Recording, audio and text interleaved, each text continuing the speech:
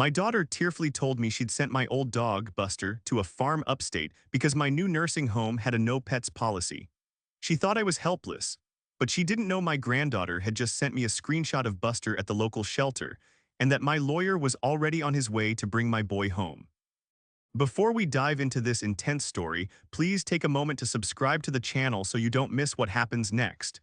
We'd also love to know where you're all tuning in from. Let us know in the comments. The first blow came from the doctor. The words he used were clinical detached, but they landed like fists. Significant cardiac event, he'd said, his voice echoing in the sterile white room. You're very lucky, Paul, but things will have to change. Your recovery will be long and you'll need comprehensive round-the-clock care for a while. I lay there, staring at the acoustic tile ceiling, a web of faint gray lines that seemed to map out my new, diminished world. At 59, I'd gone from a man who could carry another human out of a burning building to a patient tethered to a beeping machine. The strength that had defined my entire adult life as a fire captain had evaporated overnight, leaving behind a brittle, fragile shell. But that wasn't the blow that shattered me. That one came a week later, delivered by my own daughter, Jessica. She came into my hospital room wearing her realtor's smile, a polished, practiced expression that could mask anything.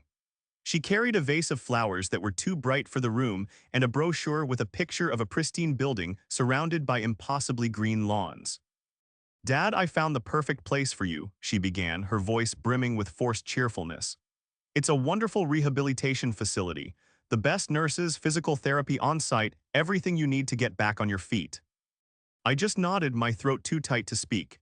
I felt a familiar dread coiling in my stomach.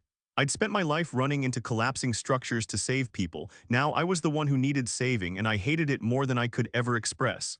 I trusted Jessica. I had to. She was all I had left since Martha passed. She sat on the edge of my bed, her hand patting mine. Her touch was light, fleeting, as if she were afraid of catching my infirmity. "It's all arranged. They have a room ready for you as soon as you're discharged." She took a deep breath and her smile finally faltered. Her eyes welled up with what I, in my naivety, mistook for genuine sorrow. "Dad, there's one thing. It's the facility's policy. It's very strict." I already knew. I felt it coming like a shift in barometric pressure before a storm. My heart, the very organ that had betrayed me, began to ache with a new and different kind of pain. "Buster," I whispered. Jessica's face crumpled. The tears spilled over, tracing clean paths through her makeup. "Oh, Dad, I am so sorry. They have a strict no-pets policy. I tried to fight it, I really did. I asked if we could make an exception, but they just wouldn't budge." The beeping of the monitor next to my bed seemed to grow louder, each pulse a hammer against my skull. Buster, my 12-year-old golden retriever. My shadow, my confidant, the steady, warm presence in the quiet house that had been so empty since Martha's passing. He was the one who would rest his heavy head on my lap when the grief was too much, his soft brown eyes offering a silent, unwavering understanding that no human could match. He was more than a dog. He was the keeper of my history, the last living link to the life I had built. What did you do, Jessica?" I asked, my voice raspy. "Don't you worry about a thing," she said, her voice catching in a sob. "I found him the most wonderful place. My colleague, Susan, her cousin, owns a huge farm upstate. Acres and acres for him to run, other dogs to play with, a creek to swim in. It's a paradise for an old dog, Dad. He's going to be so happy there." She pulled out her phone and showed me a picture of a golden retriever, its back to the camera, standing in a field of tall grass. It looked like Buster from a distance. It could have been any old golden retriever. I stared at the image, a blurry green landscape on a small, bright screen. A farm, a paradise, the classic gentle lie told to children. She was telling it to her father, a man who had faced down fire and death as if he were a child who couldn't handle the truth. The patronizing softness of it was almost worse than the act itself. "He's safe, Dad. He's happy. This is what's best for everyone," she insisted, squeezing my hand again before pulling away. "You just need to focus on getting better." She left the room a few minutes later, leaving the two bright flowers and the glossy brochure behind. I lay in the silence, the sound of the heart monitor a steady, mocking rhythm. The doctor had told me I was lucky that I had survived. But as I stared at the ceiling, I realized the doctor was wrong. The heart attack hadn't taken my life, but my daughter had just ripped out my soul. The betrayal was infinitely worse than the diagnosis itself. The transition from the hospital to the rehabilitation facility was a blur of antiseptic smells and sympathetic, meaningless smiles from strangers in scrubs. The facility was just as the brochure had promised, clean, quiet, and utterly devoid of life. My room was a small, beige box with a window that overlooked a manicured courtyard where no one ever sat. It was a place designed for waiting. Waiting for meals, waiting for medication, waiting for the slow, inevitable march of time. The silence was the worst part. At home, the silence had always been filled by the soft panting of Buster at my feet, the click of his nails on the hardwood floor, the heavy thump of his tail against a cabinet. Here the silence was absolute, a heavy blanket that smothered all thought. Jessica visited 2 days after I arrived. She brought another bouquet of sterile-smelling flowers and a box of cookies I couldn't eat. She was bright and bubbly, chattering about the housing market, her husband's golf game, and her daughter Maya's high school drama. It was a performance, a well-rehearsed monologue designed to fill the oppressive quiet and avoid any real conversation. "I got some new pictures for you," she said finally, pulling out her phone with a flourish. "From the farm, see, Buster is having the time of his life." She held the phone in front of my face. There were 3 new photos. One showed a golden retriever again from a distance chasing a red ball in a sunny field. Another showed the dog sleeping on a rustic-looking porch. A third showed it near a barn with a couple of other dogs in the background. My heart clenched. It was a good lie, I had to admit. The dog looked similar enough, the setting was idyllic. It was exactly what a grieving owner would want to believe. But I knew my dog. Buster had a small white patch on his chest, a splash of white fur right below his chin like a tiny gentleman's cravat. I had called it his tie since he was a puppy. The dog in these pictures didn't have it. Furthermore, Buster's left ear had a slight tear at the tip from a scuffle with a raccoon years ago. It was barely noticeable unless you knew to look for it. The dog on the screen had 2 perfect, pristine ears. I looked from the phone to my daughter's smiling face. Her eyes, however, didn't quite match her smile. They were restless, flicking around the room, avoiding my gaze for more than a second at a time. It was her tell as a real estate agent, the look she got when she was overselling a property with hidden foundation issues. "He looks good," I said, my voice flat. "Doesn't he?" she beamed. "I told you, Dad, it's perfect for him. He's probably forgotten all about us already, the little rascal." The casual cruelty of that last line struck me like a physical blow. Forgotten. As if 12 years of unwavering loyalty could be erased by a week in a new field. Buster, who would wait by the door for hours when I was on a long shift. Buster, who slept on the rug by my bed every single night. Buster, who had grieved with me for Martha, his comforting weight a constant anchor in the storm of my sorrow. The idea was obscene. I felt a coldness spread through my chest, a chilling clarity that cut through the fog of my grief and medication. My daughter, my own flesh and blood, was not just lying to me, she was belittling the most profound relationship I had left in my life. She was doing it to assuage her own guilt, to make her decision feel less like a betrayal and more like a kindness. "That's nice, Jessica," I murmured, turning my head to look out the window at the empty courtyard. She took my silence as acceptance, as the defeated resignation of a sick old man. She patted my arm. "You just focus on your physical therapy, okay? You'll be walking the halls in no time. I'll handle everything on the outside. The house, the bills, all of it. You don't have to worry about a thing." She saw a problem to be managed, a life to be organized and sanitized for her convenience. She saw a frail old man in a bed, a collection of symptoms and needs. She had forgotten who I was before all this. She had forgotten I was a captain. A captain doesn't just command a team. He reads situations, he assesses weaknesses, he anticipates the next move of a volatile, unpredictable fire. He knows when a structure is about to fail, and he knows when a story doesn't hold up. And my daughter's story was a house of cards in a hurricane. I didn't know the truth yet, but I knew with every fiber of my being that Buster was not on a farm, and I would burn her whole lie to the ground to find him. The house was quiet after Martha passed. Too quiet. It was a big house, a place we'd filled with 2 decades of laughter, arguments, the smell of her baking, and the and of our daughter Jessica growing up. After the funeral, the silence was a physical presence. It sat with me at the dinner table, it lay beside me in bed. It was during those long, hollow months that I got Buster. He was a clumsy, 8-week-old ball of golden fur with paws too big for his body. From the moment I brought him home, the silence was gone, replaced by the happy yelps of a puppy discovering the world. He grew up alongside my grief. He was the reason I got out of bed in the morning, his insistent, wet-nosed nudges a call to life I couldn't ignore. We had our routines. Early morning walks along the Gloucester shore watching the fishing boats head out.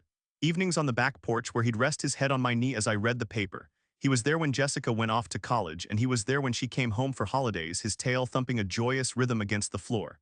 He was my constant. I poured everything into Jessica. As a single father and a fire captain, my life was a juggling act of shift work and parent-teacher conferences. I never missed a single one of her soccer games, even if it meant coming straight from a 24-hour shift smelling of smoke and exhaustion.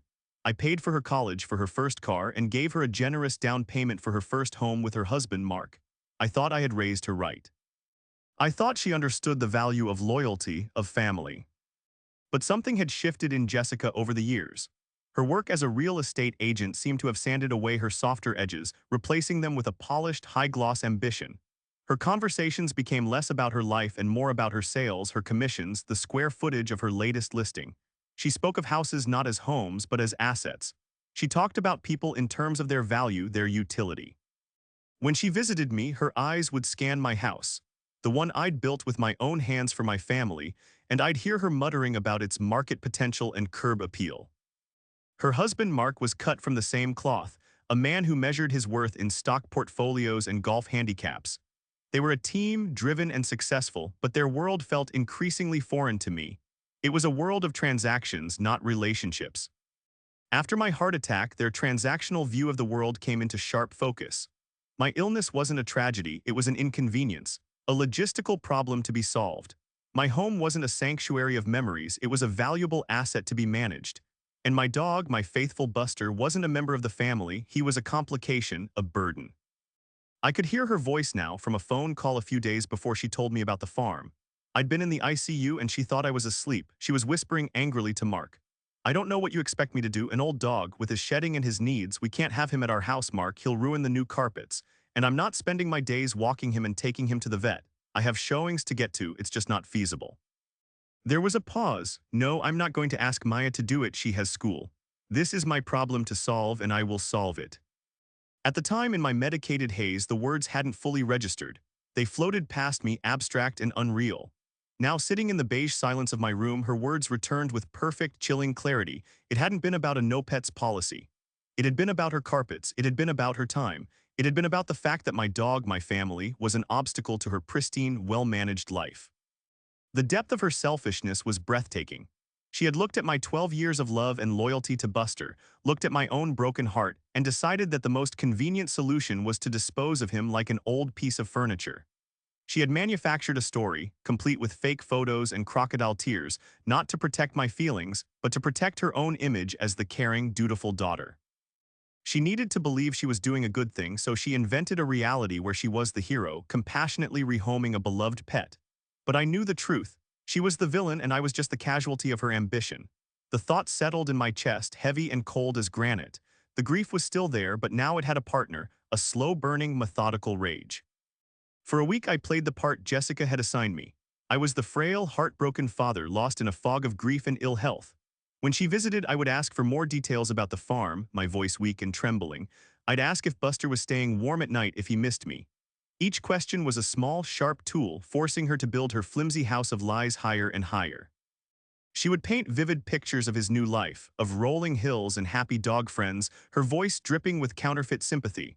I would nod, thank her, and watch the relief wash off her face as she believed her performance was working. But inside, the fire captain was awake.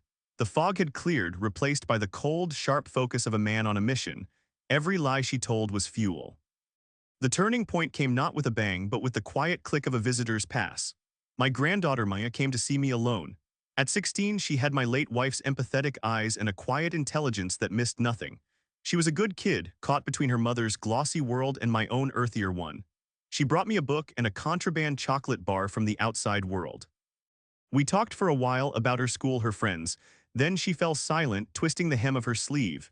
"Grandpa," she said, her voice barely a whisper, "I don't think Mom is telling the truth about Buster." I kept my expression neutral. "What do you mean, sweetheart?" "She gets weird when I ask about him. She changes the subject.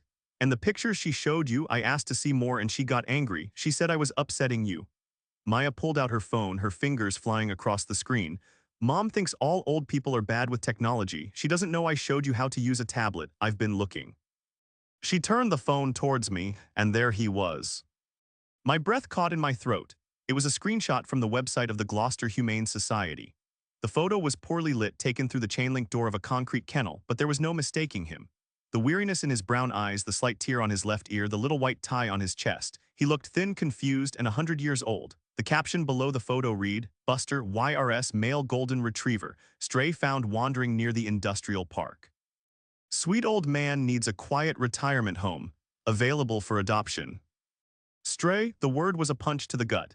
She had not only abandoned him, she had erased his history.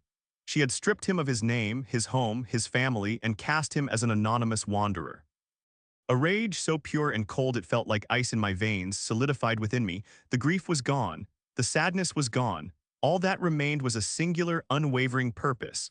I looked at Maya, whose own eyes were filled with tears. "Thank you, Maya," I said, my voice steady, dangerously calm. "You did the right thing, the brave thing. Now I need you to be brave for a little while longer. Don't say a word about this to your mother. Can you do that for me?" She nodded, wiping her eyes. "What are you going to do, Grandpa?" "I'm going to bring my dog home," I said. The moment she left, I reached for my own phone, the one Jessica thought I only used for emergencies. I scrolled through the contacts until I found the name, Bill Anderson. I had pulled him and his wife out of a mangled car wreck on Route 128 15 years ago. He'd been a young, ambitious lawyer then. Now he was a partner at one of the best firms in Boston. We'd stayed friends over the years, a bond forged in twisted metal and shared gratitude. He answered on the second ring. "Paul, I was sorry to hear about what happened. How are you holding up?" "Better than some people think, Bill," I said. "Listen, I need your help. It's not a favor. I'm hiring you. I'm going to need you to go to the Gloucester Humane Society first thing tomorrow morning." I explained the situation in short, clipped sentences, the way I used to issue orders at a fire scene. There was a long silence on the other end of the line. "Paul, she did what?" Bill's voice was laced with disbelief and anger. I don't have words for that." "I don't need words, Bill. I need action," I said. "I'm sending you photos of his vet records, his microchip registration, and a dozen pictures of him from the last 12 years. There will be no question that he is my dog. Get him out of there. And Bill, be prepared. My daughter thinks she's in control of my life. We're about to teach her a lesson about what ownership really means." I hung up the phone, my hand steady. The frail patient was gone. The fire captain was back in command. Jessica wanted to play a game of appearances and lies. Fine, but I was about to change the rules. For the next 2 days, I was a model patient. I went to physical therapy, I ate the bland food, and I smiled wanly at the nurses. When Jessica called, I told her I was feeling tired but that her pictures of Buster on the farm were a great comfort. I could almost hear the satisfied smirk on her face through the phone. She was winning. Her problem was solved. Meanwhile, my lawyer Bill was moving with quiet efficiency. He called me the next afternoon. "We have him, Paul," he said, his voice warm. "He's a little skinny, but he's safe. The shelter staff were horrified when I showed them the proof of ownership. He's with me now at my house. My kids are already spoiling him rotten." The relief that washed over me was so profound it left me dizzy. My boy was safe. The first part of the mission was complete. Now for the second. Jessica arrived for her weekly visit that Friday, carrying a briefcase and wearing a pantsuit that meant business. She moved on from the sympathy phase and was now in the management phase.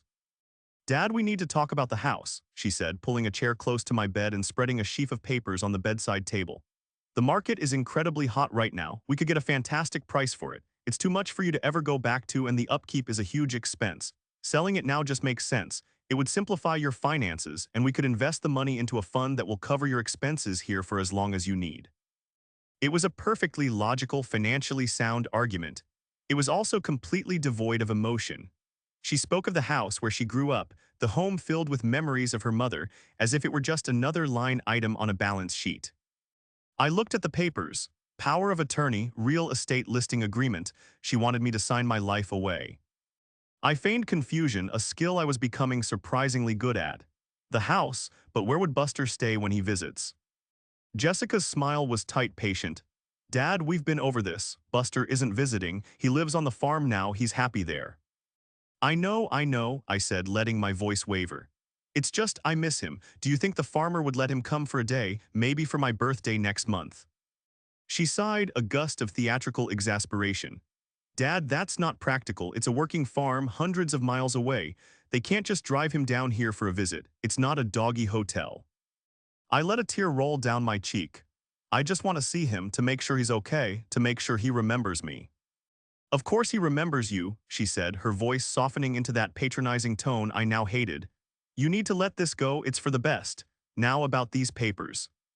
I looked her straight in the eye, letting the mask of the frail old man fall away completely. My voice was quiet, but it cut through the room like a shard of glass. You're right, it is a long way to travel. I paused, letting the silence stretch. So I guess I'm just wondering, if he's on a farm hundreds of miles away, why is he listed for adoption on the Gloucester Humane Society website? They're only 10 miles from here. The color drained from her face. It was instantaneous and dramatic, like a switch had been flipped. Her polished, professional mask shattered, revealing the raw panic beneath. What are you talking about?" she stammered, her hand reflexively trying to gather the papers. You're confused, Dad, the medication." "My mind has never been clearer, Jessica," I said, my voice as cold and hard as steel. "I saw the post. Stray found wandering near the industrial park. Is that what you call a paradise farm now?" "That's ridiculous, it wasn't him. It must have been a dog that looked like him," she insisted, her voice rising in pitch. She was scrambling, her realtor's poise utterly deserting her.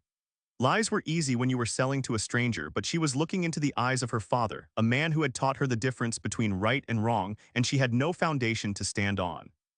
"He had the tear in his left ear, Jessica," I said softly.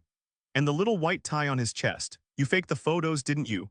You took my dog, my 12-year-old dog who has never spent a night away from me, and you dumped him in a cage like he was garbage because you didn't want him messing up your carpets."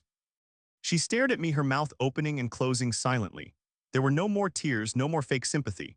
Her eyes were wide with the terrified realization of a liar caught in an unbreakable trap. She had underestimated me. She had seen me as a patient, a problem, a bundle of assets to be liquidated. She had forgotten that I was her father and that my love for my dog and my memory were sharper than she could ever imagine. The papers for the house lay forgotten between us, utterly worthless. She wasn't in control of anything anymore. Jessica fled my room that day without another word, leaving the real estate papers scattered on my bedside table like fallen leaves. The silence she left behind was different. It wasn't empty or oppressive. It was filled with the satisfying hum of a plan perfectly executed. The first battle was won.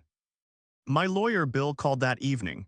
"So how did it go?" he asked, a hint of amusement in his voice. "She took the bait," I said, "but she's not going to give up. She'll try to spin this, say I'm confused or delusional." "Let her try," Bill said, his tone turning serious. "I have Buster here safe and sound. I also took the liberty of looking into those documents you mentioned. Paul, the power of attorney she wanted you to sign was ironclad. It would have given her the authority to sell no. T just the house, but everything, your portfolio, your possessions. She was trying to liquidate your entire life." The news landed heavily, but it wasn't a surprise. It was just another layer of the betrayal. It wasn't just about avoiding the inconvenience of a dog, it was about cashing in on her father's perceived helplessness. The stakes were far higher than I had even realized. My granddaughter Maya was my secret weapon. She came the next day, her face a mixture of worry and excitement. "Mom came home last night and she was weird," Maya reported. "She was on the phone for hours talking to someone about competency evaluations." "Grandpa, what did you do?" I smiled. I just reminded her of the truth. Now I need your help to make sure she can't run from it. I had Bill arrange a three-way video call between us and Maya. When the call connected, Bill, ever the professional, started. "Hello, Maya, Jessica. My name is Bill Anderson, and I am your father's legal counsel." Jessica appeared on the screen from her car, looking flustered. "I don't know what this is about. My father is not well. He's having paranoid delusions." "Is this a delusion, Jessica?" I interrupted, my voice firm. Maya on cue held her phone up to the tablet's camera. On the screen was the crystal-clear webpage of the Gloucester Humane Society, with Buster's forlorn face staring out from his kennel. The date of the posting was clearly visible. "Maya, you can put that down now, thank you," Bill said gently. "Jessica, we have Buster, he is safe. We have his microchip records, a dozen years of vet bills, and the sworn testimony of the shelter manager to whom you surrendered him, claiming he was a stray. There is no confusion here. There is only calculated, deliberate deceit." Jessica's face was a mask of fury. The performance was over. "You went behind my back, both of you, after everything I've done for him." "What exactly have you done, Jessica?" I asked calmly. "You put me in this facility. You tried to steal my dog's life and then my own. You lied to my face repeatedly. All I assume for your own convenience and financial gain. I think you've done quite enough. We will be in touch regarding the next steps," Bill concluded, his voice leaving no room for argument, "including the immediate revocation of your power of attorney. Have a nice day." He ended the call, leaving Jessica's enraged face frozen on the screen for a moment before it blinked out. Maya looked at me, her eyes wide. Wow. Wow, I agreed, but it wasn't over. The final piece of the plan had to be put in place. I needed to see my dog, and I wanted Jessica to see me see him. I spent the next 2 days working with the facility director. I showed her the evidence Bill had compiled. As a retired fire captain, I still held some sway in the community. The director, a reasonable woman who was horrified by the story, was more than willing to help. While the facility had a strict no pets policy for residents, the rules for visitors in the outdoor areas were more flexible. We found a loophole: therapeutic animal visits. It was a stretch, but given the circumstances, she was happy to approve it. Bill agreed to bring Buster on Friday afternoon, right when Jessica usually made her weekly guilt-driven visit. Everything was set. The case was built, the evidence was irrefutable, and the trap was baited. All I had to do was wait for the final, satisfying confrontation. I felt a sense of calm I hadn't felt since before the heart attack. I was no longer a patient. I was no longer a victim. I was a man taking back control of his life, one calculated step at a time. Friday afternoon was beautiful, one of those crisp, clear New England autumn days where the sky is a brilliant, cloudless blue. The air was cool, but the sun was warm on my face. The facility director had given me permission to use the central courtyard, a pleasant space with stone benches and late-blooming rose bushes. I sat on a bench, dressed in my own clothes for the first time in weeks, a simple pair of jeans and a warm flannel shirt. I felt more like myself than I had in a long time. At 2 o'clock, I saw Bill's car pull into the visitor parking lot. A moment later, the passenger door opened and a flash of gold fur bounded out. It was Buster. He looked a little older, a little grayer around the muzzle, but his spirit was unmistakable. Bill unclipped his leash, and Buster's head went up, his nose twitching, reading the air. His eyes scanned the courtyard, and then they found me. For a heartbeat, he stood frozen. Then a low whine escaped his throat, and his tail began to thump, slowly at first, then like a metronome gone wild. He broke into a run, a joyful, clumsy gallop that was pure Buster. He reached me and practically leaped into my lap, licking my face, my hands, my chin, whining and crying with a happiness so profound it felt like a physical force. I buried my face in his soft, familiar fur, and for the first time since I'd woken up in the hospital, I felt whole. The tears I shed weren't of grief or anger, but of pure, unadulterated love. My boy was home. Bill watched us from a distance, a wide smile on his face. "He missed you, Paul," he said, walking over. "The feeling is mutual," I choked out, scratching Buster behind his torn ear right where he liked it best.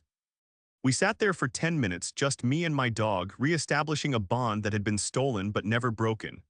Buster finally settled down, resting his heavy head on my knee, his eyes closing in contentment. He was exactly where he belonged. And then I saw her. Jessica's sleek, black SUV pulled into the parking lot. She got out, carrying a small bag from an expensive bakery, another prop for her role as the dutiful daughter.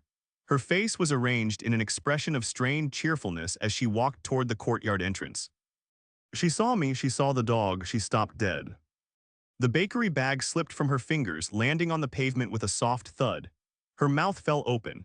The carefully constructed mask of the caring daughter dissolved in an instant, replaced by a look of utter, dumbfounded disbelief. She stared at Buster, then at me, then back at Buster, as if she couldn't process the reality of what she was seeing. A few other residents were in the courtyard, enjoying the sunshine.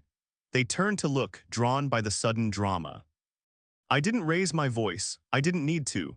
I just looked at her across the manicured lawn, my hand resting protectively on Buster's head. "He doesn't look like he enjoys the farm much, does he, Jessica?" I asked, my voice carrying easily in the quiet afternoon air. She was speechless, her face a pale canvas of shock and humiliation. I held up my phone, displaying one of the fake pictures she had sent me, the distant, anonymous dog in a field of green. "I have to say, the real thing is much better than the photos you sent, don't you think?" Jessica's eyes darted around the courtyard, noticing the other residents watching her, their faces curious. She was exposed, her lies laid bare not in the privacy of a hospital room, but in the open under the bright, unforgiving sun. This wasn't just a confrontation, it was a public shaming. How?" she stammered, unable to form a coherent sentence. "It turns out Buster is microchipped," I said calmly. "And it turns out my lawyer is much more effective than your stories. You threw him away, Jessica, you threw us away. And all for what? So you wouldn't have to vacuum your carpets." Every word was a hammer blow, dismantling the facade she had so carefully built. She stood there, frozen in the spotlight of her own deceit with no escape and no excuses left. The game was over. I had won. Jessica turned without another word and practically ran back to her car. She didn't look back. The engine roared to life and she sped out of the parking lot, leaving the small bakery bag on the pavement like a final, pathetic piece of evidence. The other residents in the courtyard tactfully turned their attention back to their books and conversations, but I could feel their silent sympathy. Bill came and sat beside me on the bench. "Well," he said, "I don't think she'll be back for a while." "I don't think so either," I replied, my hand never ceasing its steady, rhythmic stroking of Buster's fur. The anger had finally dissipated, leaving behind a vast, quiet calm. In the following week, Bill handled everything with ruthless efficiency. He filed the paperwork to have Jessica's power of attorney officially and legally revoked, citing clear evidence of elder exploitation and fraud. He drafted a new will for me, one that put all my assets into a secure trust to be managed by him and a neutral third party. Jessica's name was not mentioned in it. My granddaughter, Maya, however, was designated as the primary beneficiary of a separate educational trust, ensuring her future was secure. The most important task was finding a new home for me and Buster. Bill found a place within days, a beautiful, modern assisted living apartment in a complex just outside Gloucester that was not only pet-friendly but actively pet-welcoming. It had walking trails, a dog park, and a community of people who understood that a pet is not a possession, but a family member. Moving day was simple. I didn't have much in the nursing home, and Bill had arranged for movers to take the essential furniture and cherished items from my old house. My reading chair, the photos of Martha, my collection of firefighting memorabilia. The rest of the house would be professionally managed and rented out, providing a steady income. It would remain in the trust, a legacy for Maya one day, but no longer a transactional asset for Jessica to liquidate. Our new apartment was bright and airy, with a large sliding glass door that opened onto a small patio. Buster immediately claimed the patch of sun on the carpet as his own letting out a deep, contented sigh as he flopped onto his side. I watched him, and for the first time in what felt like an eternity, I felt a sense of peace. A week after I moved in, a letter arrived. It was from Jessica. I recognized her neat, forceful handwriting on the envelope. I held it for a long moment, feeling its weight in my hand. I could imagine its contents, a torrent of excuses, justifications, blame, and perhaps a hollow, self-serving apology. I thought about all the pain her lies had caused, the heartbreak, the cold calculation. I walked over to the kitchen shredder, the one Bill had insisted I get. I fed the unopened envelope into the slot and listened to the satisfying whir as it was turned into meaningless strips of paper. I didn't need her excuses. I needed my peace. Maya visited that afternoon. She brought a homemade pie and a new chew toy for Buster. She didn't mention her mother, and I didn't ask. We sat on the patio watching Buster attempt to play with the new toy, his old joints not quite keeping up with his puppyish enthusiasm.